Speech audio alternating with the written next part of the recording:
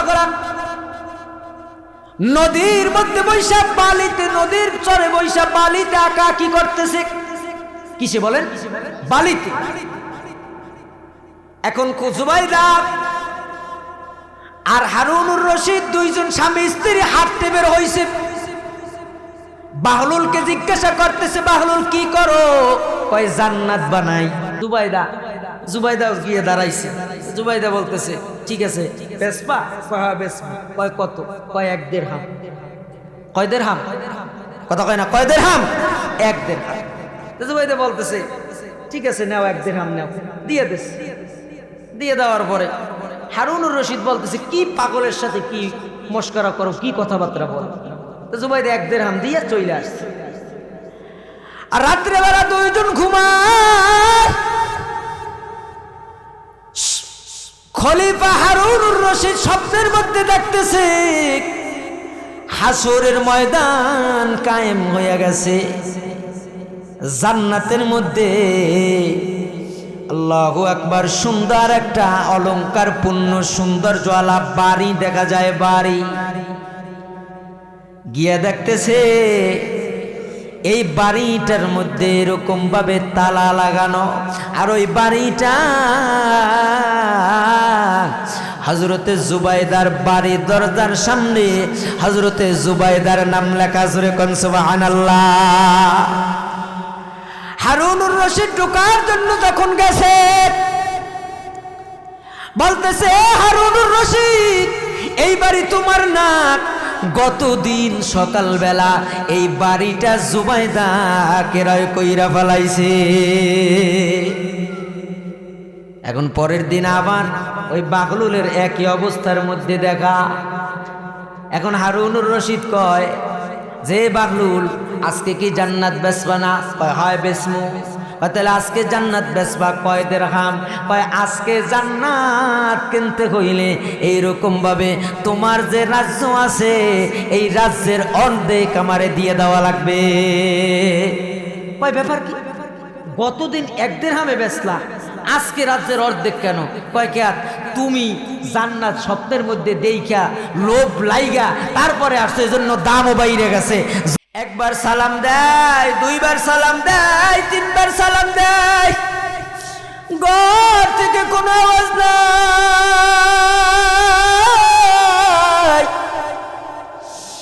নবীজি এখন 4র্থ বার কান্না যারা কণ্ঠে ডাক দিয়া কয় মা গো,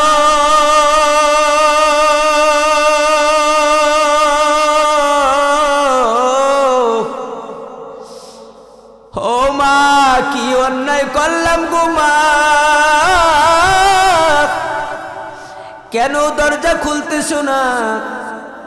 আমি কি কোনো অপরাধ তোমার সাথে করছি? দরজার ওই পাশ দিয়া কান্না যারা কণ্ঠে পয়গম্বর আওয়াজ পায়, ও বাবা না না, তুমি তো কোনো অন্যায় করতে পারো না, তুমি তো রহমাতুল লিল আলামিন।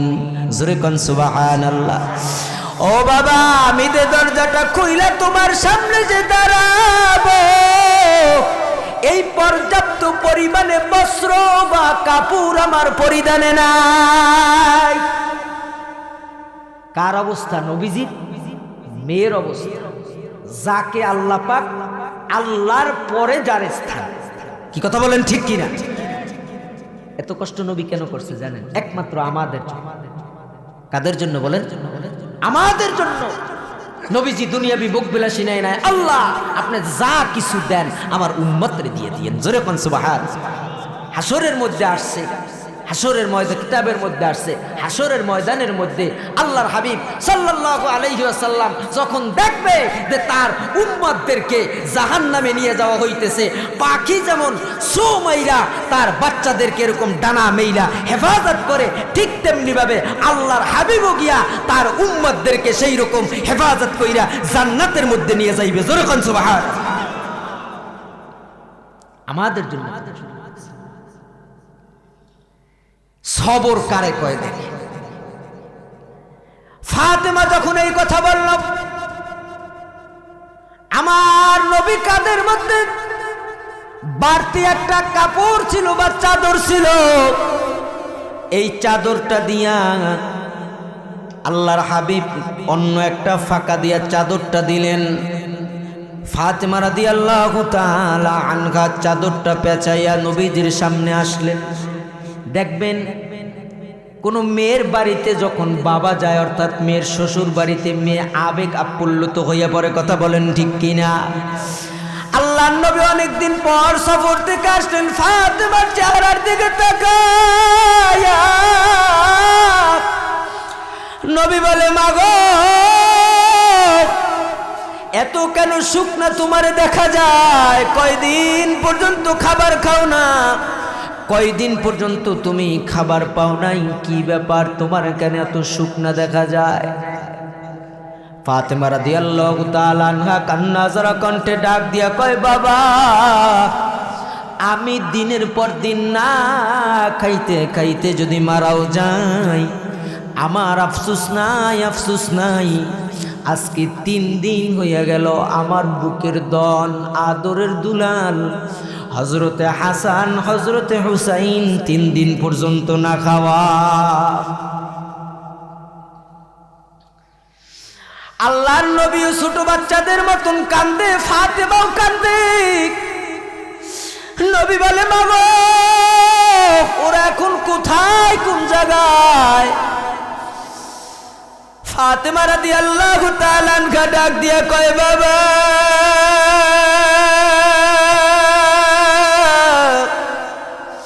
ওই যে তাকাইয়া দেখো, চুলার মধ্যে শুধু পানি ফুটাইতেছি, পানি ছাড়া অন্য কিছু নাই, শুধু পানি। 2 ভাই আনন্দে ঘুমাইয়া গেছে যে মা আমাদের জন্য খানা পাকাইতেছে। এখন ঘুম থেকে যখন উঠবে আমি ওদেরকে কিভাবে খানা দিব?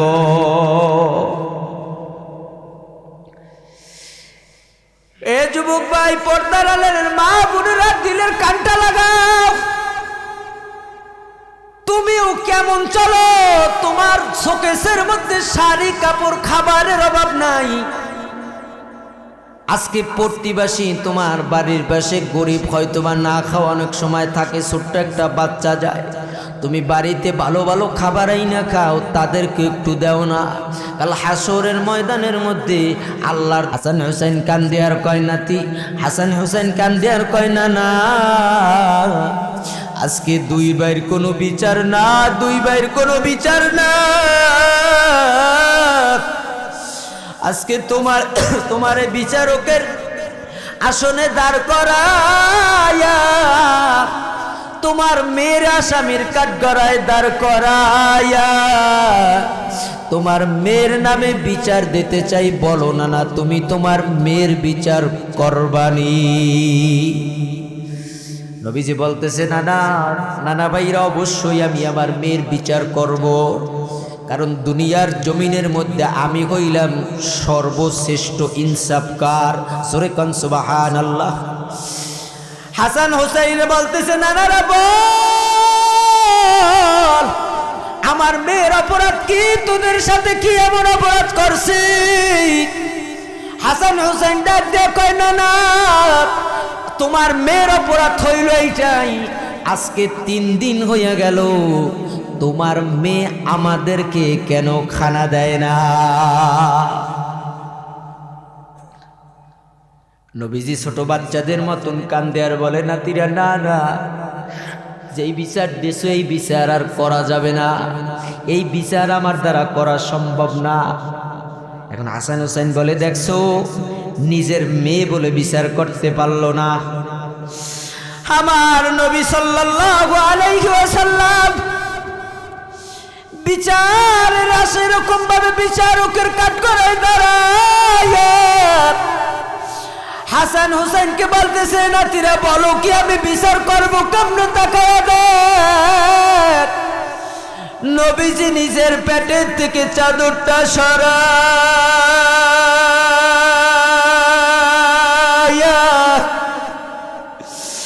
নবীজি দেখায়, নাতিরা দেখ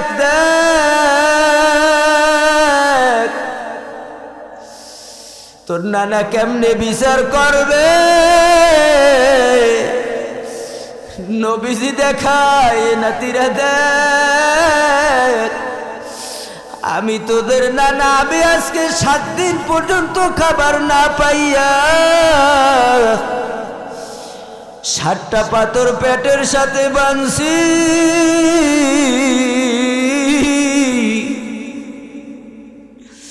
হে নাতিরা বল, যেই বিচারক নিজে 7 দিন পর্যন্ত না খাওয়া, সে কেমনে 3 দিন না খাওয়ার বিচার করবে?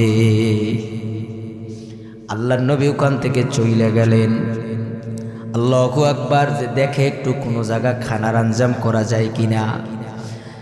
যাইতে যাইতে যাইতে যাইতে এক ইহুদির সাথে দেখা।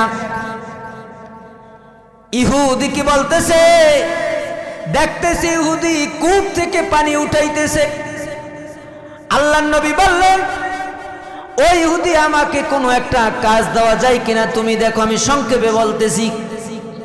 বলতেছে, হ্যাঁ কাজ আছে, তুমি পারবানি? বলতেছে, হ্যাঁ আমি অবশ্যই পারবো। বলে, কাজ কি?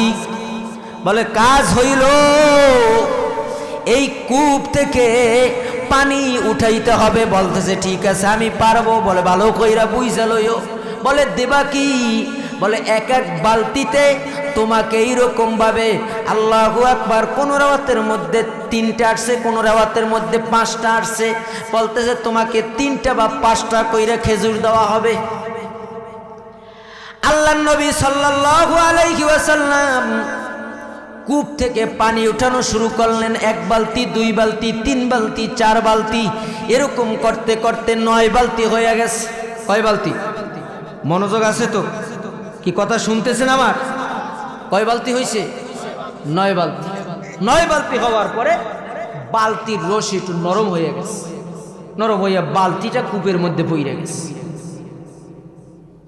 আল্লাহর নবী সাল্লাল্লাহু আলাইহি ওয়াসাল্লামের বালতিটা যখন কূপের মধ্যে পড়িয়া যায়, আল্লাহর নবী জবানে উচ্চারণ করলেন, ইন্না লিল্লাহ। এখান থেকেও শিক্ষা আছে। এ কথা এমনি বলতেছে। আমাদের অনেক সময় বিভেদাবাদ হয় কি হয় না? কথার কথা হয় কি হয় না? কেন বাচ্চা ঘরের মধ্যে থাকে। আমাকে পুরুষগো আবার অনেকের আলগামেজ আছে। পুরুষগো 2 ধরন। অনেকে আছে মনে করেন বাহিরে একার জন্মের বিল হই, মানুষের রাতের সোফার খায়, ঘরে যাই উনি বিশাল মোস্তা। কথা কয় না? বাহিরের দাবার খাইয়া যাইয়া বউ রেখে না সোফরা।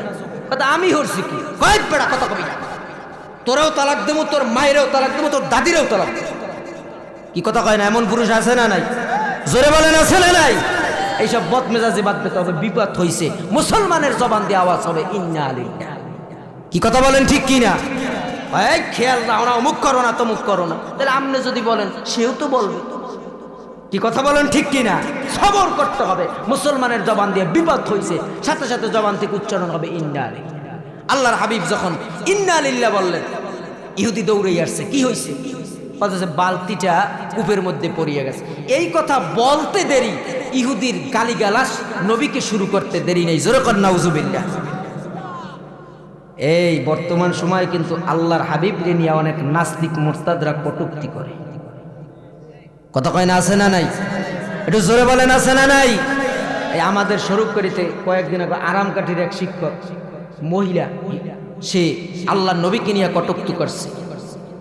আমরা স্পষ্ট ভাষায় বলতে চাই, স্পষ্ট ভাষা, আমরা কোনো দল মত ওগুলা কিছু বুঝি না, কিছু আমরা বুঝি না। কোনো দলের এজেন্ডা আমরা বাস্তবায়ন করতে চাই না। কিন্তু এই দেশের মধ্যে আল্লাহকে নিয়া, আল্লাহর নবীকে নিয়া, ইসলামকে নিয়া, দ্বীনকে নিয়া যারাই কটূক্তি করবে, এই বাংলার জমিনের মধ্যে তাদের শাস্তি হওয়া চাই। কথা বলেন ঠিক কিনা? যেমন ওলামায়ে কেরামরা অনেক আগ থেকে একটা আন্দোলন কইরা আসতেছে। আপনারা জানেন বাংলাদেশে একটা সম্প্রদায় আছে কাদিয়ানি, আছে না নাই? আপনারা জানেন এ সম্পর্কে। কাদিয়ানিদের বিশ্বাস হইল যে আমাদের নবী শেষ নবী না। নাউজুবিল্লাহ বলবেন না? ওরা নবী মানে শেষ নবী কারে কয়? মির্জা গোলাম কাদিয়ানিকে, মির্জা শয়তান কাদিয়ানি। সেরকম নাউজুবিল্লাহ।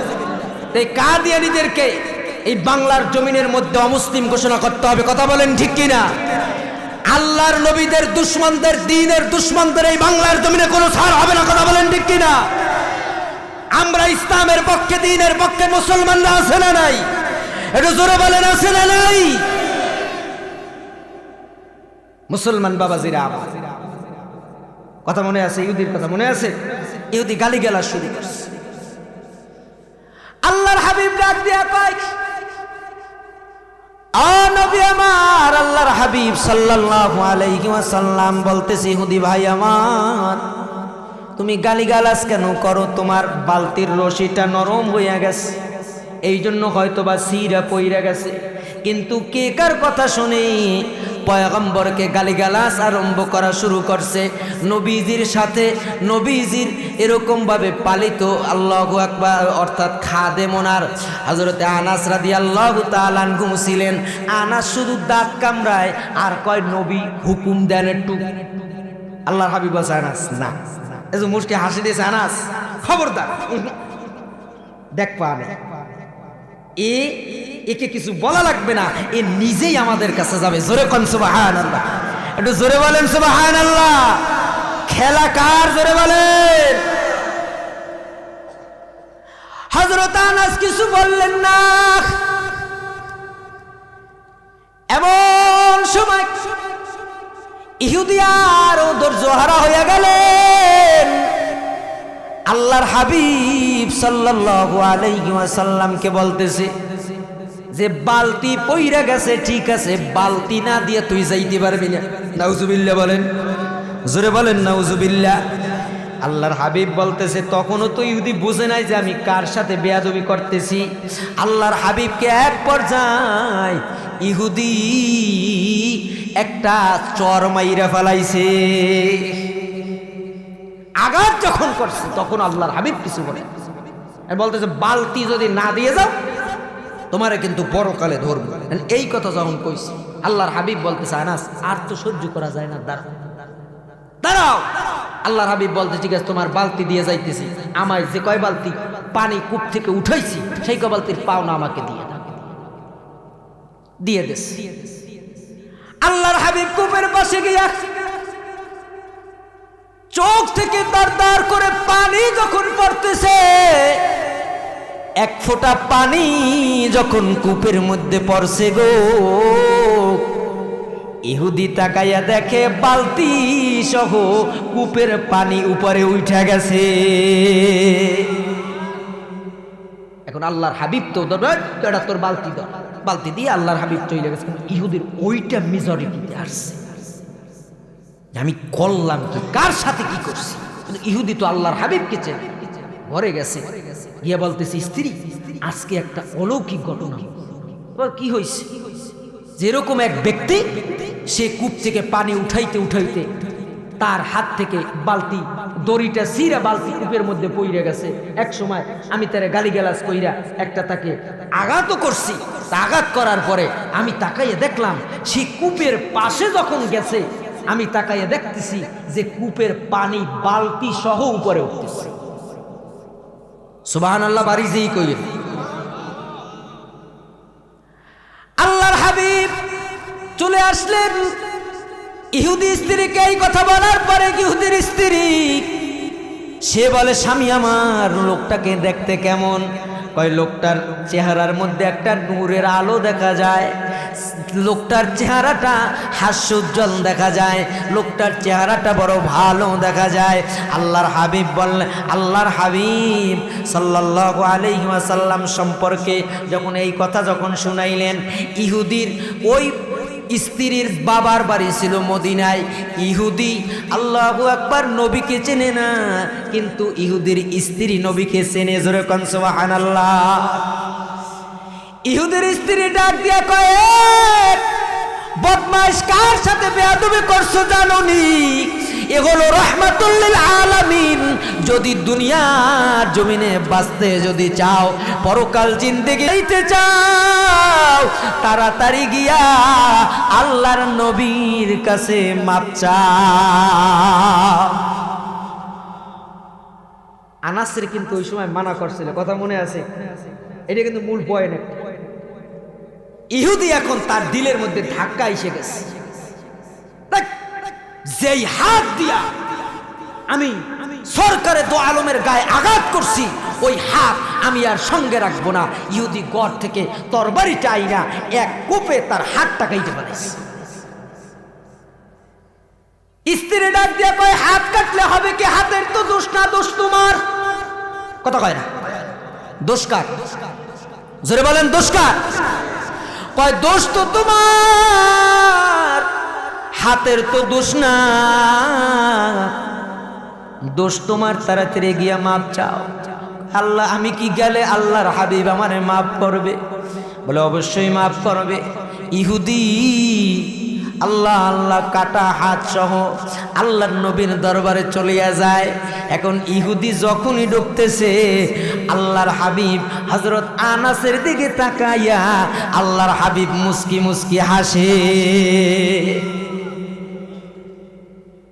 বলতেছে, আনাস, আমি বলছিলাম এখন তারে কিছু বইল না, এ আমাদের কিছু বলা লাগবে না। ইহুদির এই আচরণটাই আল্লাহ তাআলা ইহুদির হিদায়াত লেখা রাখছে। জোরে কোন সুবহানাল্লাহ। আল্লাহর হাবিবের কাছে এসে ইহুদি ডাক দিয়ে কয়, পয়গম্বর,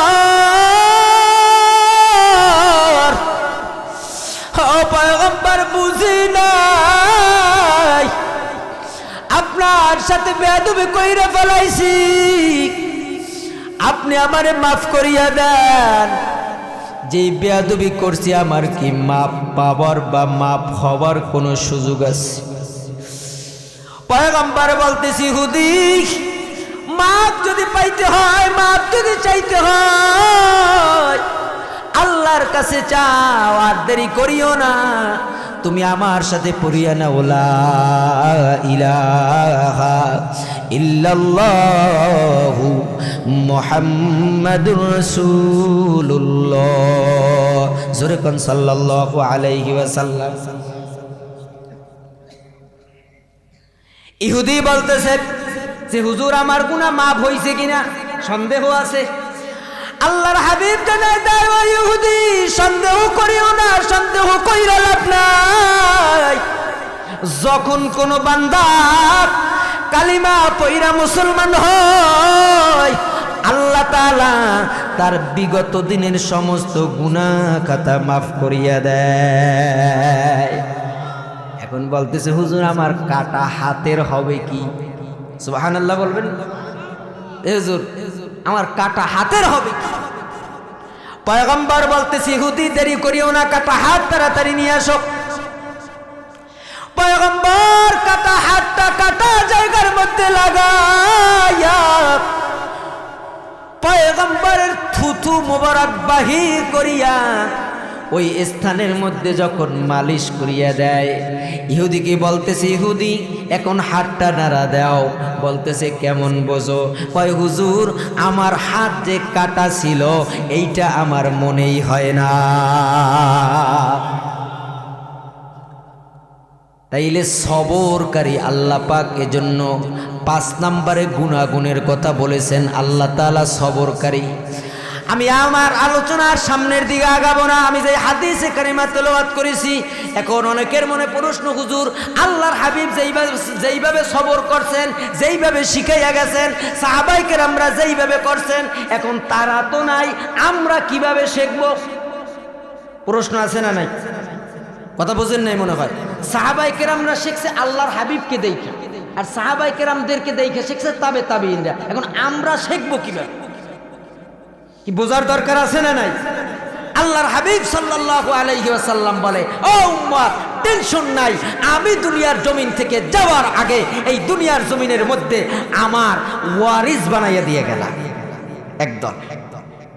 তারা কারা? ইন্নাল উলামা ওয়ারাসাতুল আম্বিয়া। যুরকুম সুবহানাল্লাহ। কি আল্লাহর হাবিব কইছে যে অমুক নেতা আমার ওয়ারিস? কথা কয় না? কইছে যে অমুক বড় লিডার হে আমার ওয়ারিস? কইছে কাগো? ইন্নাল উলামা ওয়ারাসাতুল আম্বিয়া, যে উলামায়ে কেরামরা আমি নবীর ওয়ারিস। আর শুধু নবীন না, শব্দ ব্যবহার করছে, উলামায়ে কেরাম বসা আছে, আম্বিয়া শব্দ, আম্বিয়া বহু বচন, যে শুধু আমি নবীন না, হযরত আদম থেকে আমি মুহাম্মাদুর রাসূলুল্লাহ পর্যন্ত যত নবী এবং রাসূল আল্লাহ পাক পাঠাইছেন, সব নবী এবং রাসূলদের ওয়ারিস হইল শেষ জামানার শেষ যুগের উলামায়ে কেরাম। যেরকম সুবহানাল্লাহ। এই প্রসঙ্গে আল্লাহর হাবিব আমি যে হাদিসে কারিমা তেলাওয়াত করেছি, 5টা কথা বলেছেন। কয়টা কথা? জোরে বলেন কয়টা? 5টা কথা। আর উম্মতে মুহাম্মাদীর এই দুনিয়ার জমিনের মধ্যে জাহান্নাম থেকে বাঁচার জন্য যে কোনো এই 5টা কথার ভিতরে এই 4টা কথার মধ্যে যে কোনো একটার মধ্যে থাকাই লাগবে। 1 নাম্বার, আল্লাহর হাবিব বলেন কোন আলিমান, হয়তো তুমি আলেম হও, কি হও? কথা কয় না, কি হও? আলেম হও। এখন এখানে যারা মুরব্বীরা আছেন তাদেরকে যদি বলি যে আপনারা সব বাদশাহ দিয়া এখন মাদ্রাসার মধ্যে ভর্তি হওয়া লাগে, এটা কি সম্ভব? কথা হয় না, সম্ভব? এ কইলে তো কইবি হুজুর তাইলে আমার সংসার দিয়ে দেখবে এটা আমনে, কথা কয় না কা? আল্লাহর হাবিব বলে ঠিক আছে, 1ম নাম্বার পারো না, আও মুতাআল্লিমা, আলেমের ছাত্র। কি হও? আলেমের ছাত্র হও। এটা কিন্তু সম্ভব। এই মুসলমান বাবাজিরা আমার, অনেকে 30 বছর নামাজ পড়ে, এখন পর্যন্ত দোয়া কোনটা ঠিক হয় না, কি এমন আছে না নাই? সূরা ফাতিহাটা ঠিক হয় না, এমন আছে না নাই? এগুলা মসজিদে আইসা কয় কি? আর কিছু লোক আছে দেখবেন ওই এই ধরনের আল্লাহু আকবার কইবে কি, আইয়া একটু ঢুকিয়া একটু লাড়া দিয়া হে আর কিছু জানে টানে না, কেন উপর মুইসাইয়া কইবে ফ্যানে দি জম্মের ময়লা। আল্লাহু আকবার। কি কথা কয় না কা? কথা কয় না কা? কথা কয় না কা? আরে এইটা না কইয়া আপনি নামাজের পর 5 মিনিট ইমাম সাহেবের সময় দেন, হুজুর আমার সূরা ফাতিহাটা শোনেন, আমার দোয়া কোনটা শোনেন, হয় কিনা, নামাজটাকে সহিশুদ্ধ করেন। ওই অনেক জায়গায় শুনি ফজরের পর অনেক জায়গায় মস্ক হয়, কয় যে কয়দিন পড়ায় ইমাম সাহেব হুজুর সেই কয়দিন লোক খায়, যে না দিন জিজ্ঞাসা করার পালায় হেনা দিন আর লোক পায় না, অটোমেটিক। কি কতক্ষণ টাকা? ওইটা না কইয়া তাকে সময় দেন। আপনি যদি একটা অক্ষর শিখে মারা যাইতে পারেন, আপনি তলবে ইলম অবস্থায় দুনিয়া থেকে গেলেন। যেরকম সুবহানাল্লাহ। আল্লাহর হাবিব কয় এটাও পারো নাই, তুমি এরকম ভাবে একজন উত্তরসূরি যারা আছে তাদের ভিতর থেকে একজন আলেম তুমি বানাও। হয়তো ছেলেকে যদি এরকম ভাবে সম্ভব হয় ছেলেকে আলেম বানাও, তাও যদি সম্ভব যদি না হয়, তাও যদি থাকে এরকম পরিবেশ যদি না হয়, তোমার নাতি নাতনি যারা আছে বংশের থেকে একজন আলেম বানাও। সেটাও যদি না পারো, আও মুহিব্বান আও মুস্তামিআন, আলেমদের কথা শোনো। তাদের কথা কি শোনো। এখানেও প্রশ্ন বাজান, এখন আলেমদের কি কথা শুনবেন? আলেমরা যে কথাগুলো বলে, অনেক সময় আমাদের কাছে অনেক সময় স্লিপ আসে, কয় হুজুর অমুক রে খবরদার, অমুক কিছু টার্গেট কইরা কিছু বইলেন না। এ মুসলমান বাবাজিরা আমার, আপনাদের পায়ে আমার হাত। উলামায়ে কেরামরা যখনই উম্মতের মাঝে কথা বলে, কোনো কেউকে টার্গেট করে কিছু বলে না। একমাত্র উলামায়ে কেরামদের বলার উদ্দেশ্য হইল আপনি কেমনে জাহান্নাম থেকে বাঁচতে পারেন, কেমনে জান্নাতে যাইতে পারেন। কথা কোন ঠিক কিনা? আল্লাহর হাবিব বলেন 4th নাম্বার, আও মুহিব্বান। জোরে কোন সুবহানাল্লাহ। আলেমদের কথা শোনো, সেটাও যদি না পারো আলেমকে মোহাব্বত করো। ওয়ালা তাকুনুল খামিস ফাতুহলিক, কিন্তু 5ম নাম্বার তুমি ধ্বংসের পথে যাইও না। এজন্য মুসলমান বাবাজিরা আমার, মুমিন হওয়ার জন্য যেই গুণাগুণগুলা বর্ণনা করলাম, তা আল্লাহর হাবিব তো দুনিয়ার জমিনে নাই, এইগুলা ওলামায়ে কেরাম থেকে আমাদের জাইনা নিতে হবে। এই ওলামায়ে কেরামদের সঙ্গে থাকলে, ওলামায়ে কেরামদের সাথে থাকলে আপনি ঠকবেন না, ঠকবেন না। এ মুসলমান বাবাজিরা আমার, বর্তমান সময়ে আল্লাহু আকবার, ওলামায়ে কেরামদের প্রতি মানুষের ভুল ধারণা কয় কি দেখবেন। বাস্তব কথা বলি, এক জায়গায় মনে করেন একটা বিচার ব্যবস্থা হইতে আছে, এই জায়গায় যদি একজন হুজুর যাইয়া খাড়ায়, হুজুর আপনি মসজিদে যান, আমি না মিথ্যে কথা কইছি, আপনি মসজিদে যাই, আপনার কাম না, ইয়া বসবেন। কি কথা কয় না? বলে কি বলে না? জোরে বলে। আপনি মসজিদে আপনি যাই আজান দেন, কে হুজুরে বুঝবে না? দুনিয়ার জমিনের মধ্যে বিখ্যাত একজন বাদশা খলিফা, ওনার নাম হারুনুর রশিদ। হারুনুর রশিদের প্রধান বিচারপতি ছিল কিনা জানেন? ওনার নাম হইল হযরত ইমাম আবু ইউসুফ রহমাতুল্লাহ আলাইহি। সুবহানাল্লাহ বলবেন না? যে ফকিদের মধ্যে বড় মাপের একজন ইমাম, উনি ছিলেন প্রধান বিচারপতি, চিফ জাস্টিস যাকে বলা। এবং ইমাম আবু ইউসুফ রহমাতুল্লাহ আলাইহি এই প্রধান বিচারপতি হওয়া সত্ত্বেও সে দৈনিক 200 রাকাত নফল নামাজ আদায় করত। তাহলে ওলামায়ে কেরাম রেগুলা বুঝবে না? বুঝবে কিনা? ওলামায়ে কেরামরা সবই বুঝে। আল্লাহ তাআলা তাদের ভিতর সবই ইলমিয়াত আল্লাহ পাক দিয়ে দেশে, কোনো দিক দিয়া কোনো কিছু বাদ রাখেন নাই। এজন্য মুসলমান বাবাজিরা আমার, ওলামায়ে কেরামদের সাথে থাকলে, নবী যেহেতু আমরা পাই নাই, সাহাবায়ে কেরামদেরকে পাই নাই, তাবিঈনদেরকে পাই নাই, ওলামায়ে কেরামদের সাথে আমাদের অবশ্যই থাকতে হবে। রাজি আছেন ইনশাআল্লাহ? এ বাবাজিরা আমার, ওলামায়ে কেরামদের সাথে থাকলে ঠকবেন না। আমি আমার আলোচনা শেষ দিকে নিয়ে আসছি। হাসরের ময়দানের মধ্যে আল্লাহ পাক রব্বুল আলামিন 4 শ্রেণীর মানুষদেরকে আল্লাহ তাআলা বিনা হিসাবে জান্নাত দান করবেন। কয় শ্রেণীর মানুষ? একটু জোরে বলেন, কয় শ্রেণীর? 4 শ্রেণীর মানুষদেরকে আল্লাহ তাআলা হাসরের ময়দানের মধ্যে আল্লাহ তাআলা বিনা হিসাবে জান্নাত দান করবেন। তার মধ্যে এক শ্রেণী হইল আমলওয়ালা আলেম। শুধু আলেম না, ভালো করে মনে রাখবেন, আমলওয়ালা আলেম। কিওয়ালা? আমলওয়ালা। আমলওয়ালা আলেমদেরকে আল্লাহ তাআলা বিনা হিসাবে যখন জান্নাতের কথা বলবেন, ওই আলেম ডাক দিয়ে বলবে, মালিক আপনি আমাকে জান্নাতের মধ্যে দিয়ে দিলেন, কিন্তু দুনিয়ার জমিনের মধ্যে আমার কিছু মুহাব্বতের বান্দা আছে, যারা আমাকে মুহাব্বত করত, যারা আমাকে ভালোবাসতো, যারা এরকম ভাবে আমাদের কথা শুনতো, আমাদের কথাগুলো শুই না আপনার পথে চলার চেষ্টা করত। ও মালিক, আজকে ওই লোকগুলারে না নিয়া আমি আলেম জান্নাতের মধ্যে যাব না। আল্লাহ পাক বলবে, যাও, তোমাকে আমি হুকুম দিয়ে দিলাম, তোমাকে আমি অনুমতি দিয়ে দিলাম, তোমার মুহাব্বতের সেই লোকগুলারে নিয়া তুমি তাদেরকে সহ জান্নাতের মধ্যে চলিয়া যাও। এজন্য আলেমদের অনুসারী হওয়া চাই। এ বর্তমান জামানায় আল্লাহ তবলিগ করে অনেকে, যা কিছু আছে কয় উলামায়ে কেরামরা আমাদের সাথে আছে, আর এক দলে কয় আলেমদের সাথে আমরা আছি। এরা ওলামা টোলামা বোঝে না, এরা নিজেরাই পণ্ডিত। কথা কয় না? আছে না নাই? তবলিগ চলবে ওলামায়ে কেরামদের নিসবতে। কাদের নিসবতে বলেন? কথা বলে না, কাদের নিসবতে? ওলামায়ে কেরামদের নিসবতে তবলিগ চলবে।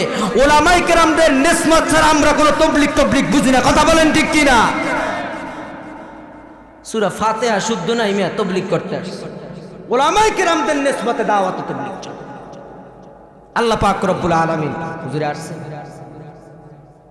আল্লাহ পাক রব্বুল আলামিন আমাদের সকলকে এই দুনিয়ার জমিন থেকে ওলামায়ে কেরামদের নিসবতে থাইকা আল্লাহ তাআলা কবরে যাওয়ার মতন তৌফিক দান করুন। সবাই জোরে বলেন আমিন। আর একটু জোরে বলেন না আমিন। ওলামায়ে কেরামদের সম্মানটা কেমন একটু শুনি। বাদশা হারুনুর রশিদের জামানায় উনি কিন্তু একজন আবেদদারি বাদশা ছিলেন, আর উনার জামানার মধ্যে অনেক অলৌকিকত্ব ঘটনা অনেক কিছু ঘটছে। তা হারুনুর রশিদের জামানায় বউর সাথে কান্না একটু ঝগড়া ফাসাদ হয়। ওনার স্ত্রীও একজন বড় বুজুর্গী মহিলা ছিলেন। কেমন বুজুর্গী? ওনার জামানার মধ্যে এক পাগল ছিল, পাগল, যার নাম হইল বাহলুল পাগল। নাম কি? বাহলুল রহমাতুল্লাহ আলাইহি। বড় মাপের বুজুর্গ, কিন্তু যেইটি এই বাহলুল থাকতো কবরস্থানে। কোথায় থাকতো? কবরস্থানে তার বাসিন্দা ছিল। হারুনুর রশিদ একদিন যাইতেছে, দেখতেছে কবরস্থানের মধ্যে বাহলুল। হঠাৎ কইরা হেরে দেখে গাছের মাথায় উঠে গেছে। কোথায় উঠছে? গাছের মাথা। বাহলুলকে হারুনুর রশিদ ডাক দিয়া কয়, বাহলুল তুমি আমাকে কিছু নসিহত কইরা দাও। আর তুমি এখানে থাকো কেন? তোমার জন্য, তোমার মনে হয় মাথায় সমস্যা আছে, তুমি মনে হয় পাগল, এই জন্য তুমি এইখানে থাকো, তুমি একটা বাড়িঘর বানাও না। এখন বাহলুল রহমাতুল্লাহ আলাই হারুনুর রশিদকে ডাক দিয়া কয়, ও হারুনুর রশিদ খলিফা, আমি মনে করছিলাম যে তুমি খলিফা, তোমার মাথা ঠিক আছে, কিন্তু তোমার মাথায়ও তো সমস্যা। সুবহানাল্লাহ কয় না? বাহলুল ডাক দিয়া কয়, ও খলিফা, তুমি থাকো একটা অস্থায়ী বাড়ির মধ্যে, আমি থাকি চিরস্থায়ী বাড়িতে। যেরকম সুবহানাল্লাহ বলতেছে, সেটা কেমন? বাহলুল বলে, হারুনুর রশিদ তুমি যেই বাড়িটার মধ্যে থাকো, এই বাড়িটায় তুমি কি শুরু লগ্ন থেকে? কয় না। তোমার আগে ছিল কেটা? কয় আমার আব্বায়। তাহলে তুমি তো মনে হয় কিয়ামত পর্যন্ত থাকবা। কয় না, আমি কিয়ামত পর্যন্ত থাকবো না, আমি মারা হওয়ার পরে এখানে আবার আমার ছেলে আসবি। বলে তারপরে কেডা? কয় তার ছেলে। কয় তাইলে সবচাইতে তোমার বাড়িটা অস্থায়ী আর আমার বাড়িটা চিরস্থায়ী, কারণ যেই জায়গায় যে বাস করো গুইরা ফুইরা ওই মাটির ঘরের মধ্যে যাওয়াই লাগবে। নসিহাতটা বড় ভালো লাগছে। বলতেছে যে আপনি তাহলে আমার কাছে কিছু চান? খলিফা হারুনুর রশিদ বলতেছে। বাহলুল বলতেছে, আমি চাইতে পারি তোমার কাছে তিনটা জিনিস, তুমি যদি আমাকে দিতে পারো তাহলে তোমার কাছে চাইতে পারি। কয়টা জিনিস জোরে বলেন? এক নাম্বার, দুনিয়ার জমিনের মধ্যে আমার হায়াত কতদিন আছে এইটা তোমার বলতে হবে। দ্বিতীয় নাম্বার, আমার মালাকুল মউত আজরাইল ফেরেশতা কোন সময় আসবে এইটা তোমার বলতে হবে। তৃতীয় নাম্বার, ওই মালাকুল মউত আজরাইল ফেরেশতার থেকে আমাকে তোমার ফিরাইতে হবে। আপনারা বলেন তো, এই তিনটা জিনিস হারুনুর রশিদ খলিফার পক্ষে দেওয়া কি সম্ভব? কথা কয় না? দেওয়া সম্ভব? দেওয়া সম্ভব না। বলতেছে না, এই তিনটা জিনিস তো আমার হাতে নাই। কয় এই তিনটা জিনিস যদি দিতে পারো, আমি তোমার কাছে কিছু চাইব না, আমি চাইব আল্লাহর কাছে। এই বাহলুল পাগলা নদীর মধ্যে বৈশা বালিতে, নদীর চরে বৈশা বালিতে আঁকা কি করতেছে? কিসে বলেন? বালিতে। এখন জুবাইদা আর হারুনুর রশিদ দুইজন স্বামী স্ত্রী হাঁটতে বের হইছে। বাহলুলকে জিজ্ঞাসা করতেছে, বাহলুল কি করো? কয় জান্নাত বানাই। সুবহানাল্লাহ কয় না? কয় কি বানাই? জান্নাত বানাই। এই যে কথাগুলো বলতেছি এগুলা বুঝাবার কথা না, এগুলা বোঝার কথা। বাংলাদেশে কিন্তু বর্তমানে অনেকে পীর টির আবার মানতে চায় না। কিসের পীর, কিসের আল্লাহ? আল্লাহু আকবার। হে মুসলমান বাবাজিরা আমার, ভালো করে কান লাগান। আল্লাহ ওয়ালাদের সোহবত ছাড়া, উলামায়ে কেরামদের সোহবত ছাড়া বর্তমান জামানার মধ্যে আমাদের নাজাত পাওয়ার কোনো কায়দা নাই। কথা বলেন ঠিক কিনা? তা বাহলুল বলতেছে আমি জান্নাত বানাইতেছি। এখন জুবাইদা গিয়ে দাঁড়াইছে। জুবাইদা বলতেছে ঠিক আছে, বেসপা? কয় বেসপা। কয় কত? কয় 1 দিরহাম। কয় দিরহাম? কথা কয় না? কয় দিরহাম? 1 দিরহাম। জুবাইদা বলতেছে ঠিক আছে, নাও 1 দিরহাম নাও। দিয়ে দিস। দিয়ে দেওয়ার পরে হারুনুর রশিদ বলতেছে কি পাগলের সাথে কি মস্করা করো, কি কথাবার্তা বলো? তো জুবাইদা 1 দিরহাম দিয়ে চলে আসছে। আর রাত্রেবেলা দুইজন ঘুমায়। খলিফা হারুনুর রশিদ স্বপ্নের মধ্যে দেখতেছে হাসরের ময়দান কায়েম হয়ে গেছে।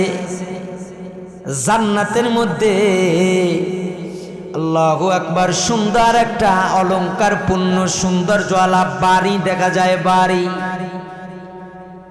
গিয়া দেখতেছে এই বাড়িটার মধ্যে এরকম ভাবে তালা লাগানো, আর ওই বাড়িটা হযরতে জুবাইদার বাড়ির দরজার সামনে হযরতে জুবাইদার নাম লেখা। জোরে কোন সুবহানাল্লাহ। হারুনুর রশিদ ঢোকার জন্য যখন গেছে, বলতেছে হারুনুর রশিদ এই বাড়ি তোমার না, গতদিন সকালবেলা এই বাড়িটা জুবাইদা কেরায় কইরা ফেলাইছে। এখন পরের দিন আবার ওই বাকলুলের একই অবস্থার মধ্যে দেখা। এখন হারুনুর রশিদ কয় যে বাকলুল আজকে কি জান্নাত বেচবা না? হয় বেচমু। তাহলে আজকে জান্নাত বেচবা কয় দিরহাম? কয় আজকে জান্নাত কিনতে হইলে এইরকম ভাবে তোমার যে রাজ্য আছে এই রাজ্যের অর্ধেক আমারে দিয়ে দেওয়া লাগবে। কয় ব্যাপার কি? গতদিন 1 দিরহামে বেচলা, আজকে রাজ্যের অর্ধেক কেন? কয় কে তুমি জান্নাত স্বপ্নের মধ্যে দেইখা লোভ লাইগা তারপরে আসছে, এজন্য দামও বাইরে গেছে। জোরে কোন সুবহানাল্লাহ। নারায়ে তাকবীর।